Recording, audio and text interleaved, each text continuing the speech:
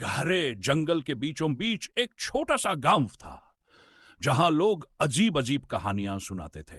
कहते हैं रात के समय जंगल में एक चुड़ैल घूमती थी जो लोगों को गंजा कर देती थी। लोग डर के मारे रात में घरों से बाहर निकलना बंद कर चुके थे। गांव के कोने में रहने वाला रवि एक निडर लड़का था। उसे इन कहानियों पर बिल्कुल भी यकीन नहीं था। उसने तय किया कि वह इस चुड़ैल के रहस्य को सुलझाएगा। एक रात जब पूरा गांव सो रहा था, रवि जंगल की ओर निकल पड़ा। चांद की हल्की रोशनी में जंगल बेहद डरावना लग रहा था। अचानक उसे किसी के पैरों की आहट सुनाई दी। वह झाड़ियों के पीछे छिप गया और देखा कि एक काली छाया हवा में तैर रही थी। वह छाया धीरे धीरे उसके करीब आने लगी। रवि ने देखा कि वह छाया वास्तव में एक बूढ़ी औरत थी जिसकी आंखें चमक रही थी। वह बुदबुदा रही थी, हर बाल को मिटाना होगा, हर बाल को खत्म करना होगा। रवि समझ गया कि यह वही गंजा करने वाली चुड़ैल है।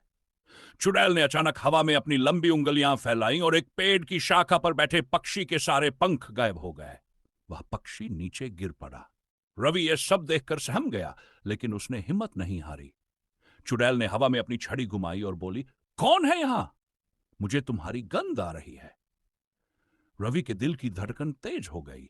वह झाड़ियों के पीछे से बाहर आ गया और बोला, मैं यहां तुम्हारा सच जानने आया हूं। चुड़ैल ने एक भयानक हंसी हंसते हुए कहा, तुमने बहुत बड़ी गलती कर दी बच्चे, अब तुम्हारे बाल नहीं बचेंगे। उसने अपनी छड़ी रवि की ओर घुमाई। रवि ने जल्दी से अपनी जेब से एक दर्पण निकाला और चुड़ैल की ओर कर दिया। दर्पण में अपना प्रतिबिंब देखकर चुड़ैल चीख पड़ी। वह पीछे हटने लगी और बोली, नहीं, मुझे मेरा चेहरा मत दिखाओ।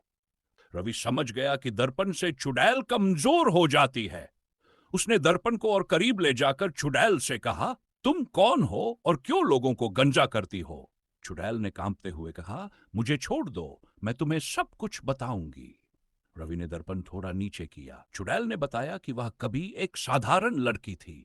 गांव वालों ने उसे जादू टोने के शक में जंगल में भगा दिया था। गुस्से और बदले की भावना में उसने काला जादू सीखा और अब वह लोगों को उनके बालों से वंचित कर देती थी।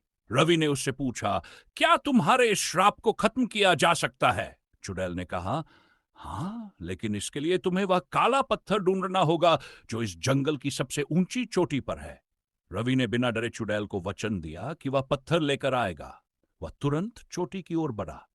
रास्ता कठिन और डरावना था, लेकिन रवि ने हार नहीं मानी।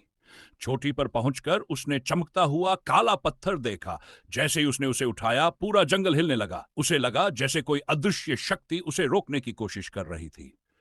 रवि ने साहस दिखाया और पत्थर को चुड़ैल के पास ले आया। उसने कहा, अब तुम्हें अपना श्राप तोड़ना होगा।